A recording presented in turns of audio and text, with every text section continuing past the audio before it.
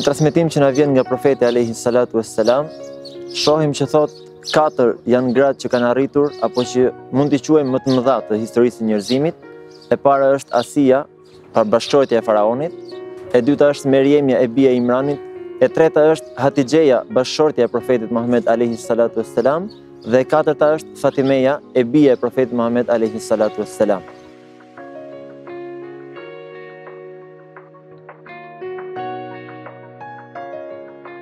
Çfarë bën Asien, gruan e faraonit, kaq të veçantë sa të renditet tek gratë më të mëdha në historinë e njerëzimit? Asia ka qenë bashkëshortja e faraonit, një prej udhëheqësve jo besimtar, e një diktatori në Egjiptin e lashtë.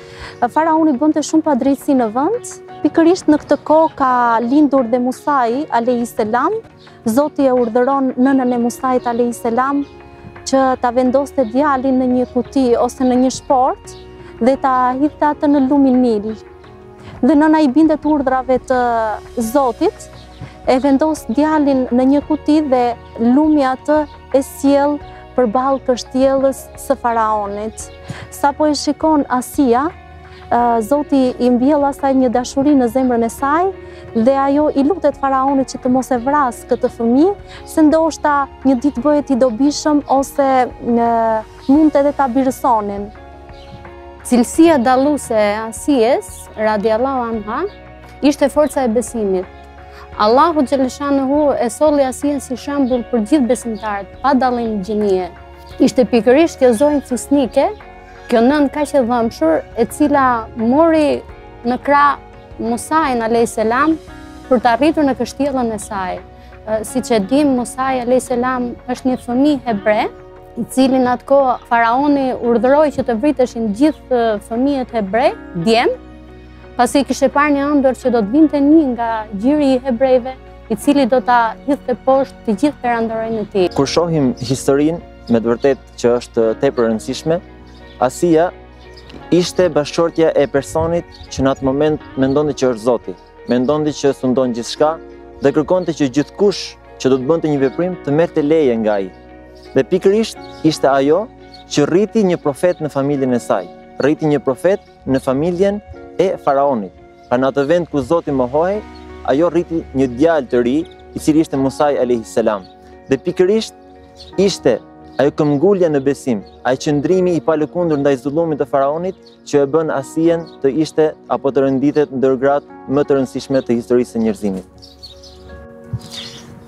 Asia ishte një grua e cila sakrifikoi për hir të besimit të saj dhe tregoi durimin dhe qëndrimin që duhet mbaj sidomos një grua përballë dhunimit të burrit të saj, i cili në këtë rast ishte faraoni mizor kundrejt çdo krijese tjetër.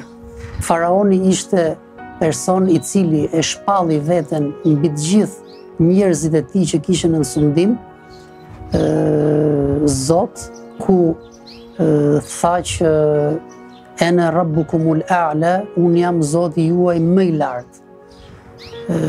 Mirë po, harroi që besimi në një Zot të vetëm e bëri gruan e tij njeriu më të afërt të tij që ti mos i bindesh, dhe dashuria që kishte për krijuesin, ndjenja e fortë e besimit që kishte Asia për krijuesin e tij e bëri që të marrë në konsiderat edhe vuajtjet që mund t'i jepte faraoni për hir të këtij besimi.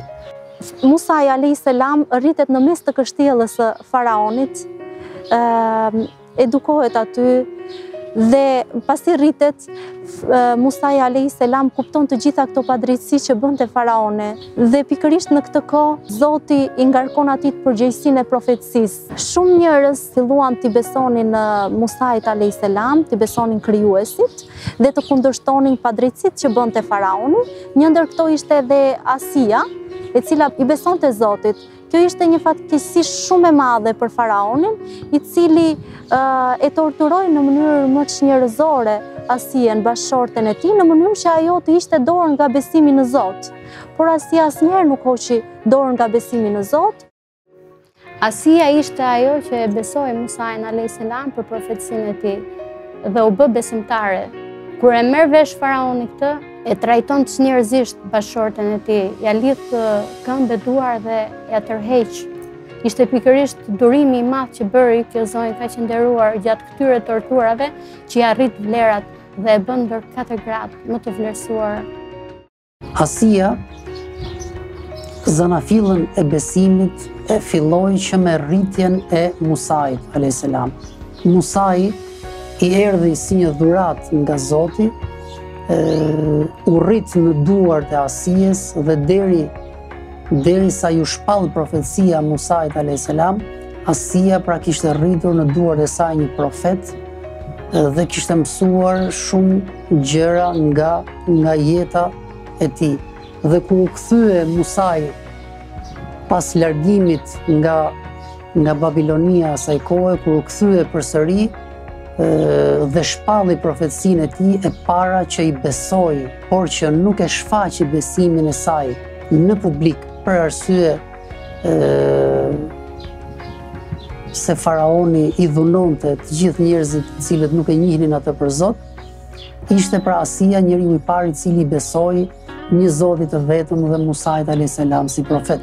E jetoi besimin e saj të fshet në kështjellat e faraonit zullumqar, por një ditë kjo e fshet që kishte Asia doli në pa dhe pavarësisht të gjitha përpjekjeve të faraonit që ta bënte Asien si gjithë njerëzit e tjerë, pra të lindte besimin tek një Zot i vetëm dhe të besonte faraonit për Zot si gjithë njerëzit e tjerë, e bëri Asien që të mbante një qëndrim të cilin nuk e kishte parë ndonjëherë njerëzimi nga gratë e asaj kohe, dhe jo me paqëllim, edhe emri i Asijes përmendet në Kuranin famlar, sepse sakrifica që ajo bëri duke marrë parasysh edhe dhunimet që mund t'i bënte ky faraon mizor dhe duke marrë parasysh edhe vdekjen,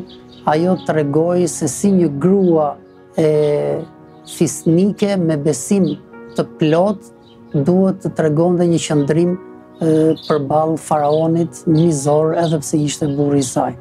Në momentin kur po torturohej, Asia fillon dhe buzëqesh. Ishte e çuditshme kur një njeri po torturohej në një mënyrë aq njerëzore, asaj lind një buzëqeshje në fytyrë. Po buzëqeshja erdhi nga që hapet qielli dhe ajo shikon shtëpinë e saj në xhenet. Pra lutja e saj që i kërkonte Zotit për një shtëpi në xhenet ishte e pranuar. Largimi nga kjo botë i Asijes, pra vdekja e Asijes, ishte simboli i qëndrueshmërisë së besimit të saj kundrejt dhunës së faraonit. Asia refuzoi bashortin e saj, refuzoi jetën luksoze, kështjellat e larta dhe zgjodhi vetëm shoqërinë e të Madhit Zot. Madhështia e kësaj zonje të nderuar qëndron në faktin se ajo nuk u mashtrua nga bukuritë e kësaj bote, edhe pse ishte mbretëreshe e Egjiptit dhe zotëronte gjithçka që i duhej për ta bërë jetën të bukur në këtë botë, ajo refuzoi gjithçka dhe u dashurua mas botës së përtejme, u dashurua mas dashurisë madhe ndaj Allahut. Asia radiallahu anha ishte e sigurt për çmimin që do të paguante për këtë besim që ajo ndjente në zemër apo praktikonte, apo për Zotin një që besonte, por nuk kishte rëndësi, ajo do t'i pranonte të gjitha torturat që do të bëheshin në të gjitha torturat psikologjike dhe fizike, vetëm e vetëm që në zemrën e saj të ishte Zoti një, vetëm e vetëm që në zemrën e saj të ishte besimi aq i madh. Dhe kur një besim i tillë arrin të depërtojë në zemër, çdo gjë tjetër në këtë botë është e parëndësishme.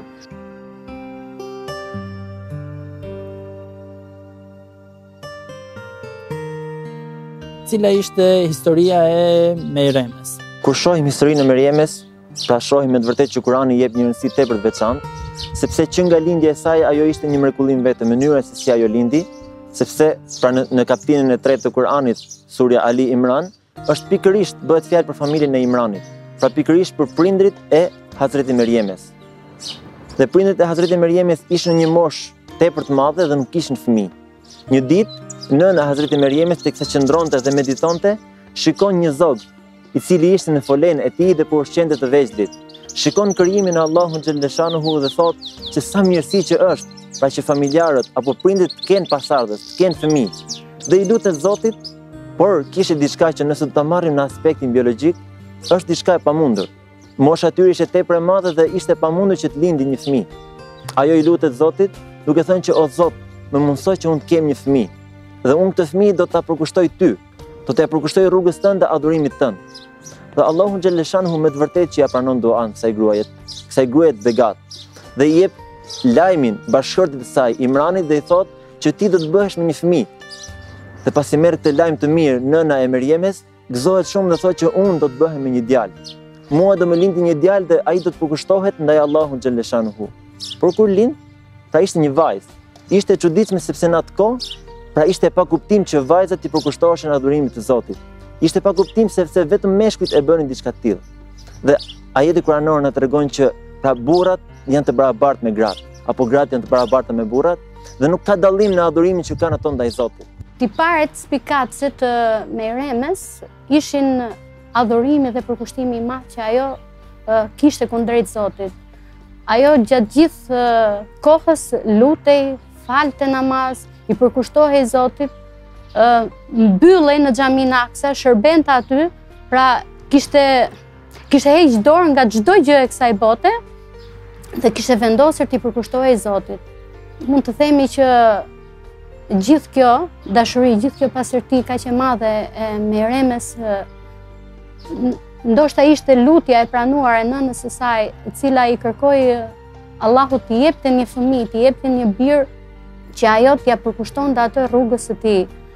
Dhe kjo lutje u pranua, pavarësisht se Allahu nuk solli një djalë në jetë, po solli një vajzë. Ai e dinte më së miri se çfarë mbajnë mitrat e nënës, dhe e dinte më së miri se pse e solli Merjemen alayhis salam, pasi e kishte përgatitur për një gjë shumë madhështore. Më pas, ajo pasi rritet, sigurisht ishte një grua e veçantë dhe do të kishte sfida të veçanta në jetën e saj. Pa do të kishte sfida të mëdha. Dhe vjen momenti që ajo do të sillte në jetë një profet. Do të sillte në jetë një fëmijë i cili, do të sillte në jetë një fëmijë i cili më pas do të bëhej profet. Dhe ishte pikërisht nëna e Hazretit Isa. Por që sigurisht edhe në këtë moment ka një mrekulli brenda saj. Ajo do të lindë një fëmijë pa baba. Ajo do të lindë një fëmijë duke qenë e virgjër dhe e pastër, duke mos e prekur askush. Por patjetër që do të përballej me sfidën apo me thashëtheme që njerëzit hidhnin. Pra me thashëtheme që njerëzit përdornin për të, duke menduar që ajo hiqet si një grua e ndeshme, si një grua që adhuron Zotin, por që ato e etiketonin pasi e grua e përdal, pasi një grua që nuk mbron nderin e saj. Por realisht ajo ishte një grua e ndeshme, ajo ishte simboli i ndeshmërisë, ajo ishte simboli i përkushtimit ndaj Allahut xhaleshanuhu, dhe vjen në jetë profeti Isa, pra nëna e Isait. Edhe Kurani famëlar pikërisht një sure e emërton me këtë emër, pra surja Merjem. Edhe pikërisht në Kur'an kalon në disa vende, pra Isai i biri i Merjemes, për të treguar edhe një herë vlerën që kishte kjo grua, pra vlerën që jep Islami, vlerën që jep Allahu xhaleshanu.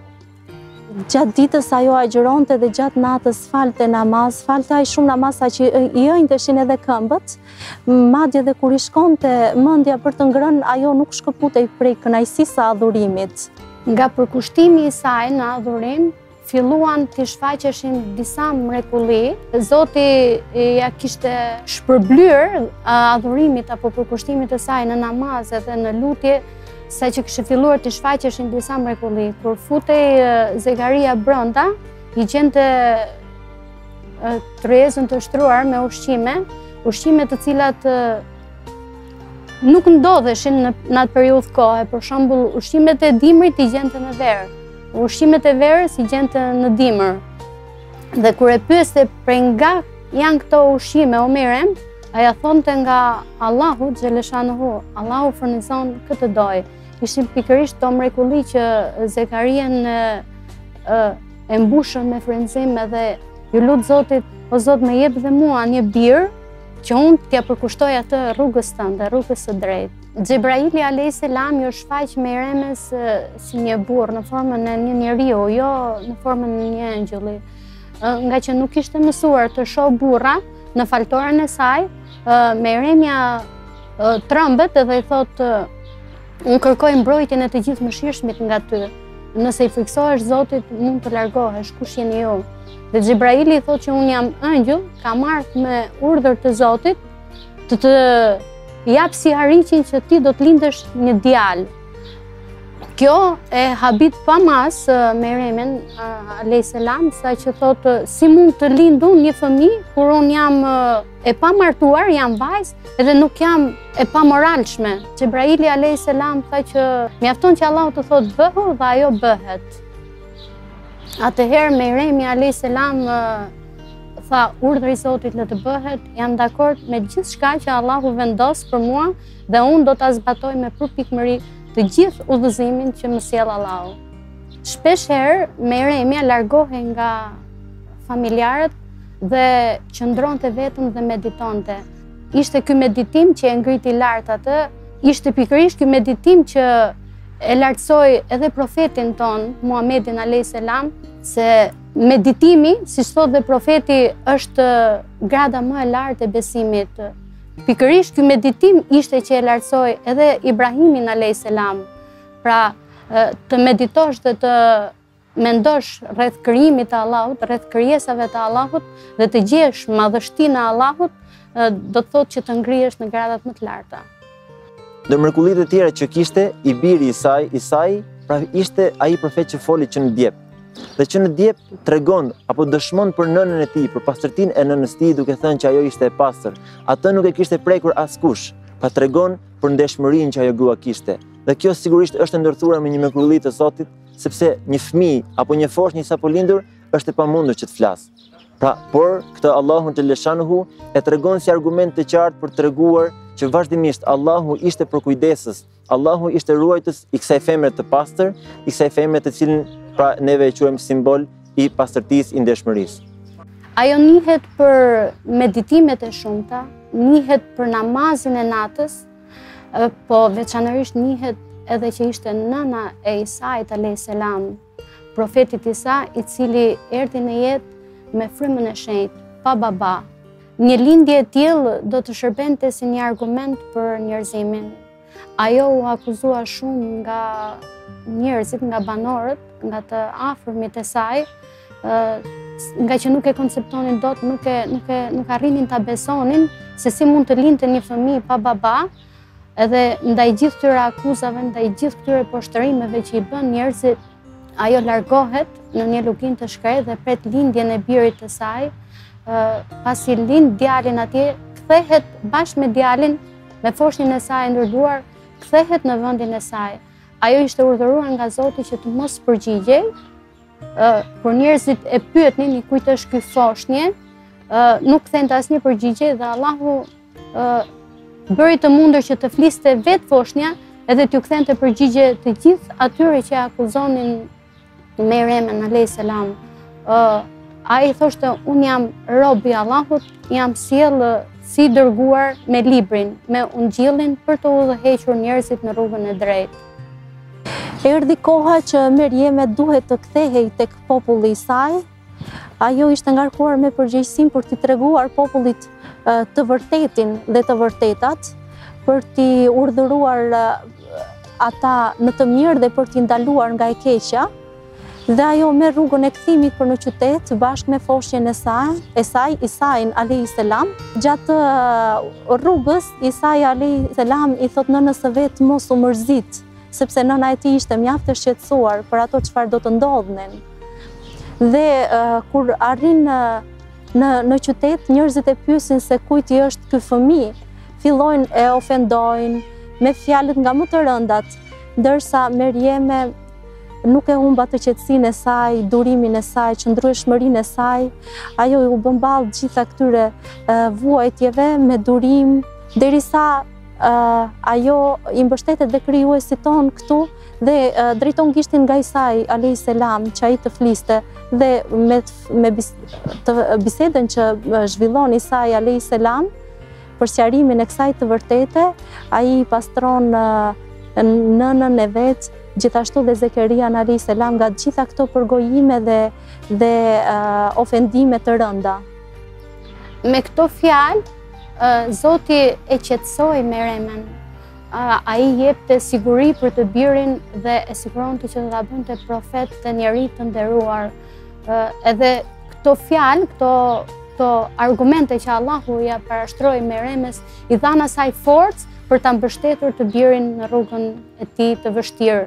Meremja jetoi bashkë me Isain alayhis salam. Ajo e ndoqi në këtë rrugë të vështirë të birin dhe nuk kishin një shtëpi të qëndrueshme. Kudo që shkonte i biri shkonte me të dhe e mbështeste. Për këtë arsye, për këtë vuajtje të madhe, për këtë sakrificë të madhe që hoqi Meremja, Allahu atë e përzjodhi ndër 4 gratë më të mira. Me mrekullinë e Isait alayhis salam, Zoti donte t'i tregonte njerëzimit se kush ishte krijuesi i vërtetë. Ai e krijoi Isain pa baba dhe kjo nuk ishte vështirë për të, pasi ka ndodhur që Allahu ka krijuar Ademin fare pa asnjë nga prindërit. Meremja radiallahu anha në kushte shumë të vështira e ruajti nderin, personalitetin dhe besimin. Ajo u sprovua shumë gjatë gjithë jetës së saj. Ajo ishte një shembull i përsosur i qëndrueshmërisë dhe i durimit, edhe pse u sprovua nga disa sprova të ardhura nga krijuesi, ajo tregoi për ulësi dhe nënshtrim duke zbatuar urdhrat e krijuesit. Populli jo besimtar, sado që i hidhte baltë nderit të saj, ajo përsëri u tregua e fortë, u tregua luftëtare dhe i përballoi me shumë sakrifica të gjitha këto ofendime të ardhura nga populli.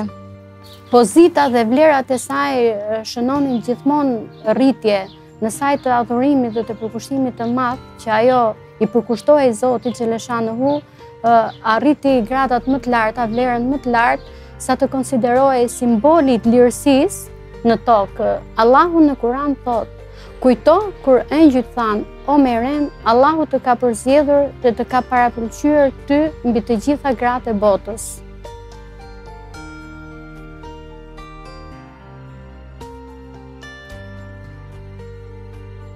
Cila ishte historia e Hatixhes, bashkëshortes së profetit alayhis salam? Hatixheja, ashtu siç e përmendëm dhe në fillim, është një ndër gratë që profeti alayhis salam e lavdron shumë. Pra e ka renditur ndër 4 gratë, pra më të mëdha të historisë së njerëzimit. Ajo, përpara se të vinte Islami, ishte një grua që merrej me tregti. Pra ishte një grua e fisme, ishte një grua tepër e zgjuar, ishte një grua që me të vërtetë sakrifikonte shumë dhe punonte shumë. Dhe me të vërtetë që në tregtinë e saj, pra në punën që ajo kishte, ishte ndër më të suksesshme të kohës. Në periudhën kur ka jetuar Hatixha radiallahu anha, të qenurit grua ka qenë një disavantazh. E them kështu sepse në atë kohë gruaja nuk gëzonte të drejta të barabarta me burrat. Por në fakt Hatixha gëzonte shumë respekt nga njerëzit. Ajo dalloi për disa virtyte të saj, si për shembull për nderin, për pastërtinë shpirtërore, për karakterin e fortë që e karakterizonte e të tjera. Ajo ka qenë një grua mjaft e pasur si shpirtërisht, por edhe materialisht. Një kohë kërkon një njeri që të merre me tregtinë e saj. Pa një person të besueshëm, një person që ishte i aftë që ta bënte atë vepër, atë punë, dhe gjen profetin Muhammed alayhi salatu wassalam, të cilit në atë kohë nuk i kishte ardhur shpallja. Ishte në një moshë të re, por pikërisht deri në atë kohë askush nuk i vendoste dot atij një noftë të keqe. Askush nuk mund të thoshte diçka negative për profetin alayhi salam, sepse të gjithë e njihnin si El Emin, si i besueshmi. Dhe pikërisht në tregti, pra kush më mirë se sa një i besueshëm do të na shërbente, do të bënte punë. Hazreti Hatixha ja beson tregtin, pra apo karvanin që do shkonte në Sham, në Damas, në Siri. Ja beson pikërisht profeti Muhammed alayhi salatu wassalam. Dhe kur kthehet, me të vërtetë që kthehet me suksese të larta. Pra kthehet me arritje të larta. Dhe kur arrin në moshën 25 vjeçare, Hazreti Hatixha i propozon profetit Muhammed alayhi salatu wassalam për martesë.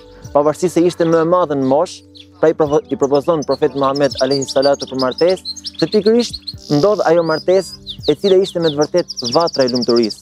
Pra kishte një mirë kuptim mes njëri tjetrit, pra një respekt, një dashuri ndërmjet dy bashkëshortëve, e cila është martesa ideale për të marrë shembull nga çdo i ri dhe çdo e re sot në ditët e sotme.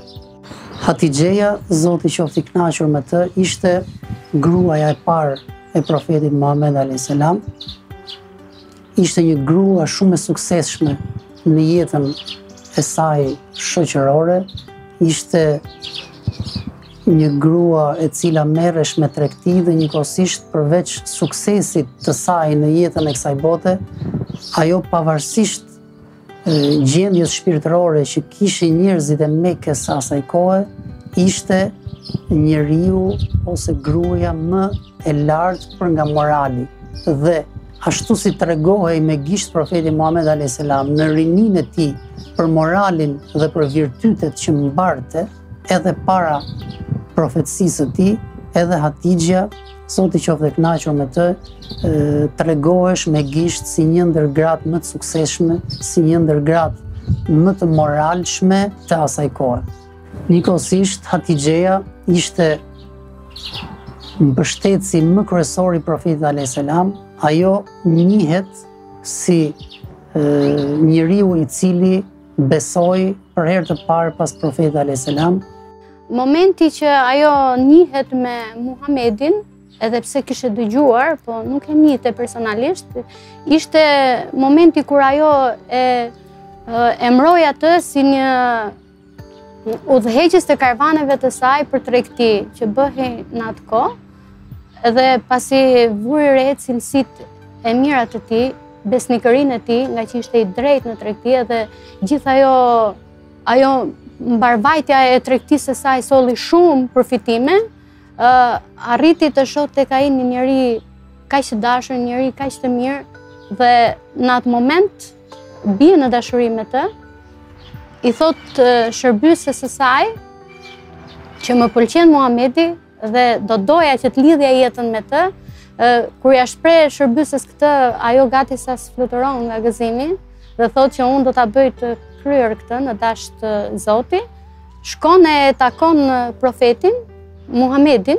Në atë kohë nuk ishte profet, ishte 25 vjeç, ishte rrit një jetim, jetonte me xhaxhain e tij. Dhe kur shërbësja shkon tek Muhamedi edhe i tregon se çfarë ndjente Hatixheja për të, Muhamedi në fillim heshti, nuk i ktheu një përgjigje, pasi ai ishte jetim edhe nuk zotronte një pasuri, nuk kishte mundësi për t'u martuar. Kur ja shpreh të dërguarës së Hatixhes, ajo thot që kjo nuk përbën problem, pasi Hatixheja ishte një ndër gratë më të pasura të Mekës. Dhe kështu kur kjo ndodhi, kur kjo histori dashurie kaq e bukur fillon të lulëzoj, profeti ja tregon xhaxhait të tij, të cilët të gjithë e miratuan, si familjarë të profetit, si të afërmit e Hatixhes, edhe kurorëzohet me një dashuri, me një lidhje martesore shumë të bukur. Pas dasmës, do me thënë, jeta e tyre bashkëshortore ishte mjaft e bukur. Hatixheja kujdeset për çdo gjë, do me thënë, në lidhje me profetin. Ajo ishte mjaft e ndjeshme edhe për rehatin më të vogël që ekzistonte te profeti. Pra kujdese zhvet për të gjitha nevojat që mund të kishte profeti Muhammed sallallahu alaihi wasallam. Në kohën që Muhamedi alayhis salam nuk ishte shpallur profet, Hatixheja radiallahu anha në një bashkëbisedim me të i thot kështu: unë e di se ti je profet. Nëse arrin ato ditë të lutem, thot, mos më ndaj, mos më braktis, lër një vend në zemrën tënde për mua. I dërguari i Zotit ja kthen përgjigjen kështu: le të jetë dëshmitar krijuesi ynë. Nëse unë jam ai person, ta dish se unë nuk do të braktis asnjëherë, sepse ato që ti ke bërë për mua i kalojnë të gjitha caqet e çdo sakrifice. Profetin Muhammed sallallahu alaihi wasallam e shqetësonin shumë padrejtësitë që ndodhin në vend. dhe ai kërkonte pak qetësi, pak paqe, dhe këtë e gjente tek shpella Hira. Shkonte aty dhe meditonte, i lutej Zotit, qetësohej. Ndërkohë Hatixha radiallahu anha ishte mjaft e shqetësuar për të. Ajo dërgonte dikë nga shërbëtorët e saj që të shikonte se çfarë ishte duke bërë profeti Muhammed. Dhe kur merrte vesh lajmin e mirë gëzohej. Madje ajo shkonte edhe vetë, bënte shumë kilometra, shkonte tek ai thjesht për të ditur se në ç'gjendje ishte. Aq shumë merakosej ajo për të. Madje merrte edhe ushqime, përgatiste ushqime nga shtëpia dhe ja dërgonte të dërguarit të Zotit. Në shpellën Hira, profetit Muhammed sallallahu alaihi wasallam i ngarkohet dhe përgjegjësia e profetësisë. Gjatë kohës që ato ishin të martuar, ishin shumë të lumtur, çdo gjë shkonte shumë mirë, në shtëpinë e tyre kishte harmoni. Gjë në kohën kur profeti ishte 40 vjeç, kur i vjen profecia, kur vjen Xhebraili dhe i sjell lajmin nga Allahu që ai do të ishte një profet, një i dërguar. Kjo periudhë kohe për profetin ishte shumë e vështirë, pasi gjithkush po t'ishte, kur t'i vinte një sihari që tillë do të tronditej, ai ishte një peshë shumë e madhe që profeti do ta mbante mbi supe, edhe kjo e demoralizoi, si ti thuash. Kur shkon dhe i tregon Hatixhes për ngjarjen që i kishte ndodhur, ajo ishte e para që e mbështeti. Ajo i tha, ti mos u mërzit, Allahu nuk do të bëj keq ty, Allahu nuk do të lej vetëm ty, ti je i drejtë në atë që thua, ti ndihmon jetimin, ti ju ashtrin dorën të varfërve, ti kujdesesh për të afërmit e tu, me siguri që Allahu nuk do të lej vetëm ty. Kjo mbështetje e madhe që i bëri Hatixha, qysh në momentet e para i dha forcë profetit. E bëri atë që ta harronte sadopak atë peshën e madhe të vështirësisë që ndjeu në fillim. Edhe gjatë gjithë kohës Hatixha e mbështeti atë me moral, me vetbesim, me forcë, dhe ishte e para që i besoi në atë që i solli Zoti. Ishte e para që u bë muslimane. Pra, Hatixha është muslimania e parë në historinë e njerëzimit. Hatixha radiallahu anha ishte personi më i afërt i profetit alayhis salam dhe në momentet më të vështira ishte personi i cili i qëndroi më pranë dhe i dha kurajo, guxim që profeti alayhis salam të predikonte mesazhin hyjnor.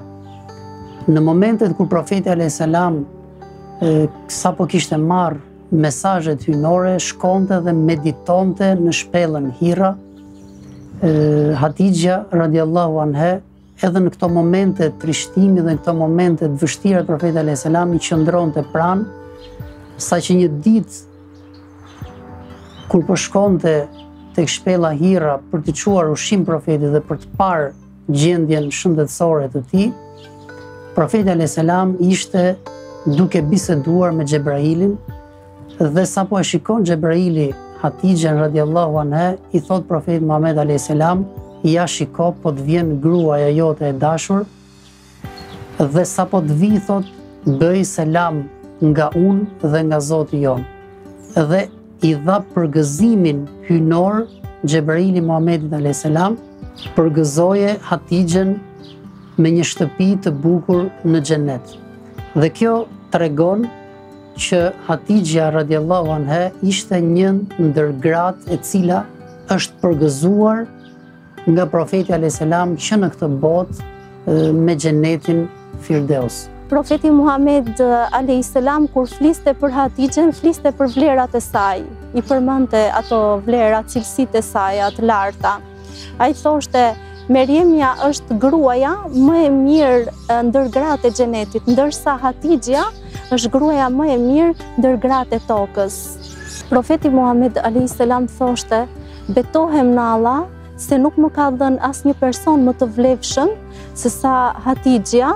Kur njerëzit më mohuan, ajo më besoi, kur njerëzit më gënjeshtruan, ajo më vërtetoi. Kur njerëzit më izoluan, ajo më mbështeti, më ndihmoi me pasurinë e saj. Dhe Zoti më ka dhënë fëmijë vetëm me Hatixhen radiallahu anha. Hatixha jo vetëm që e ndihmoi moralisht, duke i dhënë forcë, po e ndihmoi edhe financiarisht, e ndihmoi edhe me pasurinë e saj. Çdo gjë që kishte të sajën, ja përkushtoi rrugës së profetit, rrugës së drejtë. Pra, duke qenë një biznesmene, një biznesmene e pasur në Mekë, ajo të gjithë pasurinë e saj e shfrytëzoi në rrugën e të dërguarit të Allahut. Çdo gjë që kërkonte të arrinte, shkonte der në der edhe trokiste që më së paku edhe një zemër ta fitonte atë bukurinë e besimit që kishte fituar kjo, atë bukurinë e besimit që Allahu kishte mbirë në zemrën e saj, ajo donte që ta fitonte të tjerë. Ja shtriu dorën kujdo dhe u mundua aq shumë sa që kishte momente që shpenzonte dhe pasurinë e saj vetëm e vetëm që të dëgjonin fjalën. Kishte momente që kur profeti organizonte dreka dhe darka, kjo lodhe aq shumë për organizimin e këtyre që çdo gjë të ishte aq e përsosur që profeti kur të mbante ligjërimin, profeti kur të fliste për Allahun, çdo gjë të ishte e bukur dhe ndoshta do të arrinte që ato njerëz që do të ishin të ftuar në këto darka të besonin. Mundohej të ndihmonte të varfrit, mundohej të jashtrinte dorën kujdo që kishte nevojë, madje trokiste der në der, mbas e gjente në zemër që të falte atë, të mësonte atë besimin, të falte atë ngrohtësinë e besimit në zemrën e tyre. Madje ajo ndihmonte edhe vajzat e varfra që të martoheshin, ju përgatiste fajën, si të ndihmonte sa më shumë njerëz të varfër. Jeta e pashembull të Hatixhes është një burim frymëzimi për gjithë ata që duhet të punojnë në rrugën e Islamit. Çdo kohë ka heronjtë e saj dhe Hatixha ishte një heroinë e ditëve të para të Islamit, por jo vetëm, ajo mbetet edhe sot e kësaj dite një heroinë për të gjithë ata që duhen ta marrin shembull atë. Në momentet e fundit të jetës, Hatixha radiallahu anha kishte një buzëqeshje në fytyrë. Kjo buzëqeshje i kthehet në trishtim në momentin kur shikon të dërguarin e Zotit, i cili e shikonte atë me shumë dëmshuri dhe dashuri. Profeti Muhammed sallallahu alaihi wasallam i trishtuar afrohet afër Hatixhes radiallahu anha dhe i flet me delikatesë. Jetove gjithë këto vuajtje për shkakun tim. Ti nuk i meritoje gjitha këto, meritoje një jetë më ndryshe. Dhe më pas i thot, vazhdon dhe i thot që por mos harro se Zoti për çdo vuajtje që ke jetuar do t'i shpërblej këto në botën e përtejme. Sakrificat dhe veprat e saj altruiste do ta bënin atë që ajo të radhitej tek gratë e përgëzuara me xhenet. Pas vdekjes së Hazreti Hatixhes radiallahu anha, pra tregon Hazreti Aisha thot, në çdo ditë profeti alayhi salatu wasalam e përmente bashkëshorten në çdo gjë dhe e lavdronte atë. Saqë një ditë i thash o profeti i Zotit, pra a ka shumë e do. Pra kishte një ndjenjë xhelozie pra tek Hazreti Aisha për Hazreti Hatixhen. Dhe i tha, më përgjigj profeti alayhi salatu wasalam, në momentin kur njerëzit më përgënjeshtruan, ajo ishte e vetme që mbesoi. Në momentin kur njerëzit më lanë pa kur fare ndihmë financiare, ajo ishte e vetme që sakrifikoi gjithë pasurinë e saj. Pra ishte e vetme mbështetje për mua, prandaj, pra unë e dua atë shumë dhe unë respektoj atë shumë. Pra kjo ishte dashuria që profeti alayhi salatu wasalam kishte për këtë grua kaq të madhe. Pra kjo grua e cila ishte ndër të parat që hodhi hapat gjigant në përhapjen e Islamit, në përhapjen e kësaj feje.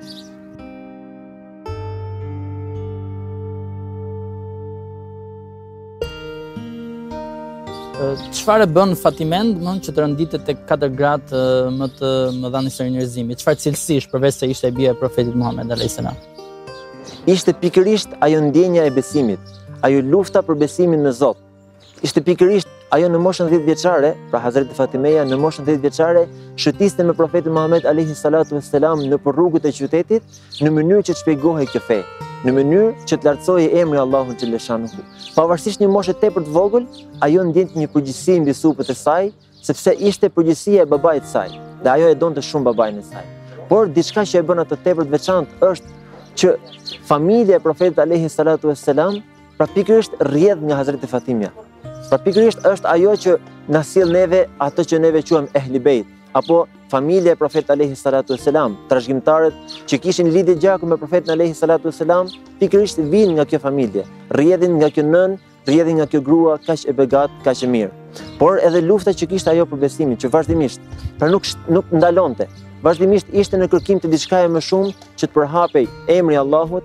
Fatimja ishte vajza e vogël e profetit Muhammed sallallahu alaihi wasallam, ishte vajza e vogël dhe vajza më e dashur, pika e tij më e dobët.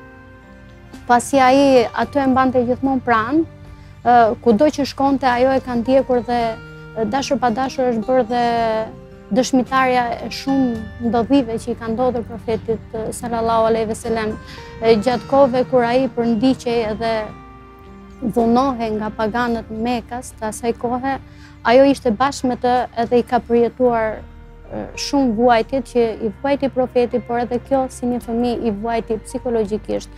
Po këto vuajtje nuk e dobësuan Fatimen.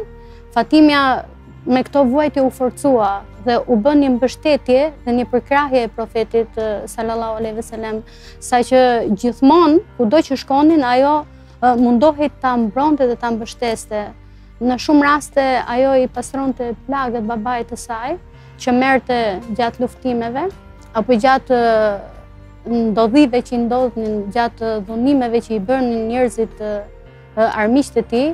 Edhe kjo arriti ta afrojë më shumë apo t'ia shtojë më tepër dashurinë profetit për vajzën e tij të vogël.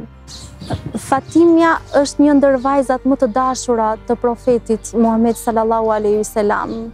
Profeti thoshte: "Ajo është pjesë e imja.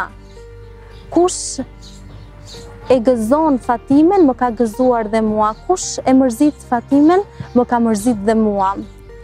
Aisha radiallahu anha thoshte se Fatimja i ngjan shumë profetit, si në ecje, në lëvizje, në ulje, ngritje. Jo vetëm kaq, Fatimja i ngjante profetit edhe në moral dhe në kulturë. Madje tregohet një herë teksa profeti alayhi salatu wassalam po falte namaz pranë Qabes, mushrikët apo jo besimtarët shkojnë dhe i hedhin papastërti mbi supe, i hedhin papastërti mbi kokë ndërkohë që profeti alayhi salatu wassalam ishte në sejdë. Dhe askush nuk guxonte që të shkonte të afrohej tek profeti alayhi salatu wassalam ta pastronte, sepse jo besimtarët apo mushrikët qëndronin mbi kokën e profetit alayhi salam. Dhe Hazreti Fatimja në një moshë tepër të vogël vraponte duke kaluar nëpër njerëz dhe shkon që ta pastroj babain e saj. Dhe fillon duke qarë, thotë si ka mundësi që ti je njëri kaq i mirë, ti je njëri kaq i drejtë, dhe këto sërish të bëjnë kaq padrejtësi. Dhe profeti alayhis salam i përgjigjet që ata nuk e dinë çfarë bëjnë. Pra ti mos të mërzit sepse babain tënd nuk e le Zotin në balë. Pra është Zoti ai që është shoku më i afërt apo mbështetësi më i mirë i babait tënd. Dhe kështu e ngushëllon të bien e tij, pra profeti alayhis salatu wassalam. Në kohën kur familja e tyre migroi nga Meka dhe u qëndruan në një luginë të shkret, kjo qëndroi shumë pranë familjes së saj, qëndroi shumë pranë nënës së saj, e ndihmonte, e mbështeste babain e saj në çdo gjë, edhe u bë një burim frymëzimi, një burim inkurajimi edhe force për të gjithë ato që ishin aty, se dihet e periudhë kohe ka qenë një sakrificë e madhe për familjen e profetit, por edhe për të gjithë ato familje që e ndoqën profetin atë rrugë, pasi u shkëputën totalisht nga burimet jetësore që kishin në Mekë, edhe ngelen në një shkret të tillë ku vuajtën edhe urije, ku vuajtën çdo gjë, madje në atë luginë edhe Hatixha Dhajet shkoi tek krijuesi i saj në ato momente aq të vështira, në ato momente ku një grua aq e pasur mund të kishte zgjedhur shtëpinë dhe rahatin në Mekë, por vendosi të ndiqte bashortin e saj, të dërguarin e Allahut, dhe sakrifikoi jetën e saj, arriti deri në atë moment sa që u bën një ndër njerëzit më të varfër të asaj kohe. Dhe Fatimja i përjetoi shumë këto vuajtje dhe u bën mbështetje për profetin.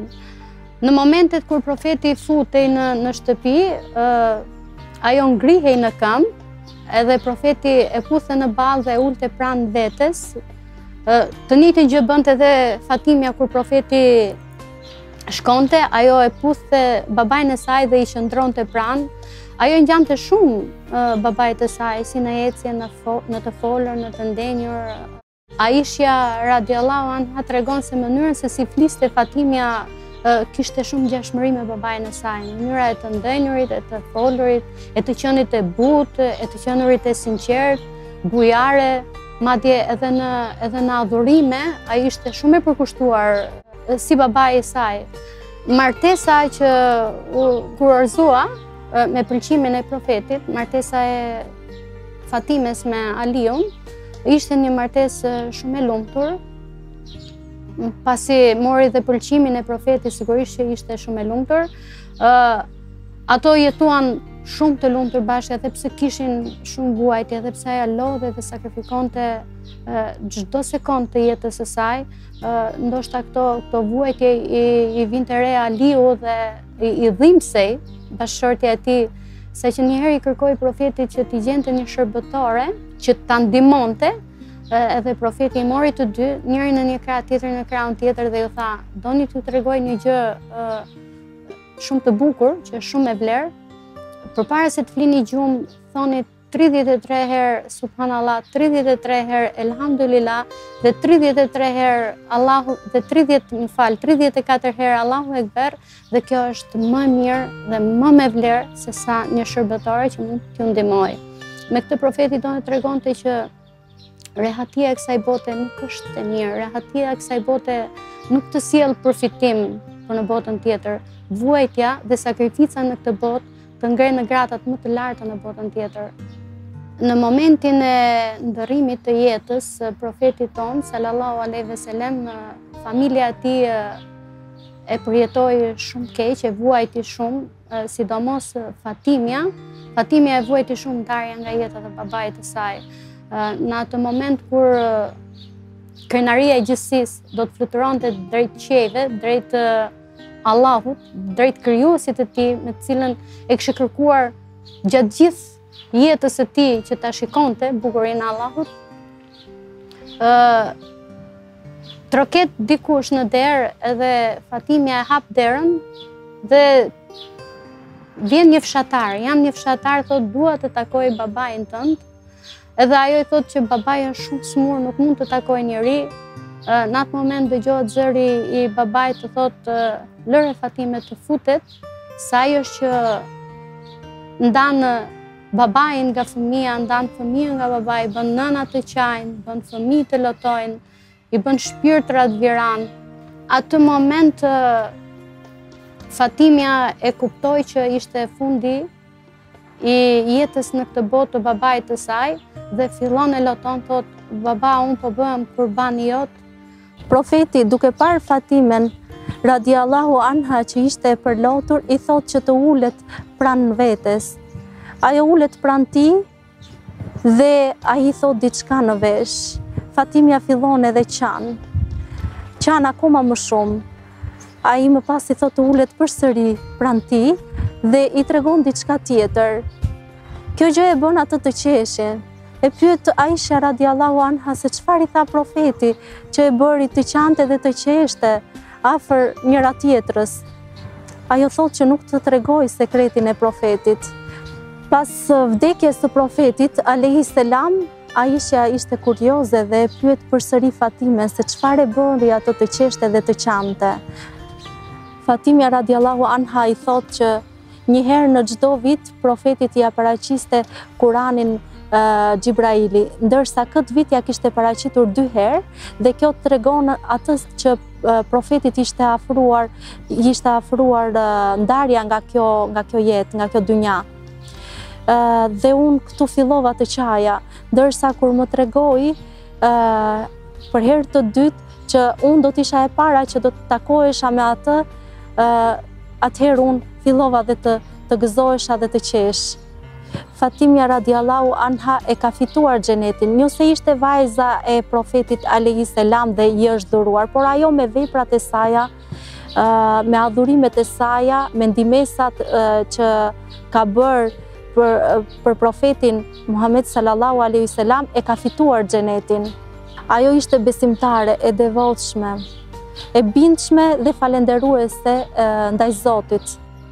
Cila ishte ajo veçori që i dallon këto 4 gra nga të tjerat, nga njerëzit e zakonshëm, dhe çfarë të përbashkët kishin këto të katër? Ajo që i bashkonte këto 4 gra ishte shërbimi në rrugën e Allahut, shërbimi në përhapjen e kësaj feje. Dhe nëse do t'i cekim shkurtimisht, e para Asia e rriti profetin në sarajet e faraonit. E rriti profetin Musa në vendin ku ishte mosbesimi në majet e tij. Dhe pikërisht kur ai u kthye me fjalën e Allahut, ajo i besoi. Ishte ndër të pakët që i besoi. Dhe pikërisht e ndihmoi apo i dha atij një shtysë, një shpresë që edhe në vende që në pamje të parë duket që është mosbesimi kudo, pra në atë vend ka persone që mund besojnë. Në atë vend Allahu xhaleshanhu i zgjedh persone që ju hap zemrën. E dyta ishte Hazreti Meriemja, nëna e Isait. Pikërisht ishte nëna e një profeti, një nga profetët më të mëdhenj, apo një nga profetët i cili renditet tek ulul azm, ndër 5 profetët më të mëdhenj, me sfidat më të mëdha. Dhe pikërisht ishte kjo ajo e cila kontriboi qoftë në veten e saj, duke ju përkushtuar adhurimin ndaj Allahut xhaleshanuhu, por qoftë edhe me lindjen dhe edukimin e profetit, i cili ishte profeti Isa alayhis salam. Dhe më pas, Hazreti Hatixha, pra ishte bashkëshortja e profetit alayhi salatu wassalam, sërish ishte ajo e cila hodhi hapët e parë në përhapjen e kësaj feje. Sigurisht ishte ajo e cila hodhi hapët e para në lartësimin e fjalës së Allahut xhaleshanuhu. Dhe pikërisht e fundit, Hazreti Fatimja ishte pikërisht ajo që kontriboi në përhapjen e kësaj feje, sepse ishte e bie e profetit alayhis salam. Çdo gjë e mësonte nga burimi dhe e përçonte atë tek të tjerët. Pra çdo gjë e mësonte nga babai i saj dhe ua tregonte atë gravet që ishin në qytet, pra grave besimtare. Por gjithashtu më e rëndësishme është që ajo është burimi i gjithë familjes së Ehli Beitit, pra burimit apo trashëgimtarëve të profetit Muhammed alayhis salatu wassalam. Ndërsa mund të themi që ajo që i veçonte nga të tjerët ishte ndjenja, pra e papërshkrueshme që kishin këta për besimin. Pra këta vazhdimisht ishin në luftë me çdo gjë, vetëm që besimi të triumfonte. Pra qoftë sakrifica pra fizike, qoftë sakrifica në mall dhe në pasuri, çdo gjë e kishin hequr nga mendja dhe kishte vetëm diçka, ishte besimi në Zot.